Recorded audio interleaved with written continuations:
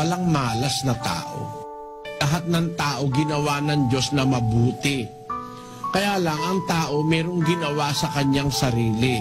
Basahin natin ang Ecclesiastes 7:29. Narito, ito lamang ang aking nasumpungan, na ginawang matuwid ng Diyos ang tao, ngunit nagsihanap sila ng maraming katha. Ang lahat ng tao ginawa ng Diyos matuwid.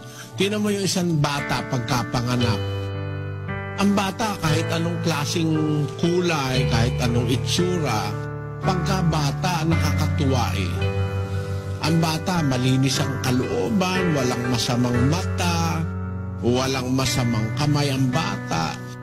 Basta ang bata lumabas sa bahay bata ng ina, matuwid yun. Sabi ng Haring Solomon, nakita ko na ginawa ng Diyos na matuwid ang tao. Lahat tayo mula sa pagkabata matuwid.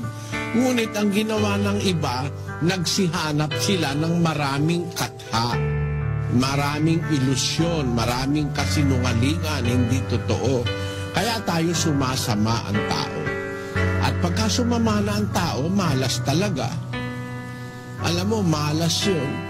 Yung taong hindi sumusunod na sa Diyos, sabi dun sa Kawikaan 3, ganito ang ating mababasa sa versikulo 33. Ang sumpa ng Panginoon ay nasa bahay ng masama, ngunit pinagpapala niya ang tahanan ng matuwid. Tamo, ang sumpa ng Diyos nasa bahay ng masama, yung malas. Ngunit ang pagpapala naman ng Diyos, yung blessing, yung swerte, ay nasa tahanan ng matuwid. Pagka matuwid ka sa Diyos, pagpapalaing ka niya. Ngayon, wag mo namang maisip sana, kapatid, ay ang pagpapala ay laging material na mayayaman ka, dahil kang pera, nakapalasyo ka, hindi ganon. Ang pagpapala ng Diyos hindi nasusukat sa mga bagay na material. Hindi rin naman nasusukat ang swerte sa mga bagay na material. Basahin natin ang Lucas, ganito ang sabi ng ating Panginoong Jesus sa 12:15. At sinabi niya sa kanila, mangagmasid kayo at kayo'y mangag-ingat sa lahat ng kasakiman, sapagkat ang buhay ng tao ay hindi sa kasaganaan ng mga bagay na tinatangkilik niya. Ang sabi ng Panginoon, ang buhay ng tao hindi sa kasaganaan ng bagay na tinatangkilik niya. Hindi ko mo marami kang tangkilik o marami kang kayamanan, maswerte ka na.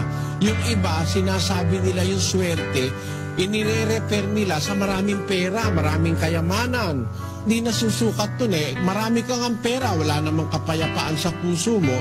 Mas mabuti pa yung isang mahirap na wala namang problemang malalaki. Ang problema nga lang na mahirap kung saan kukuha ng almusal at saka ng hapunan pero yung marami mayayaman naman, ang problema mismo yung sarili nila. Merong hindi makatulog.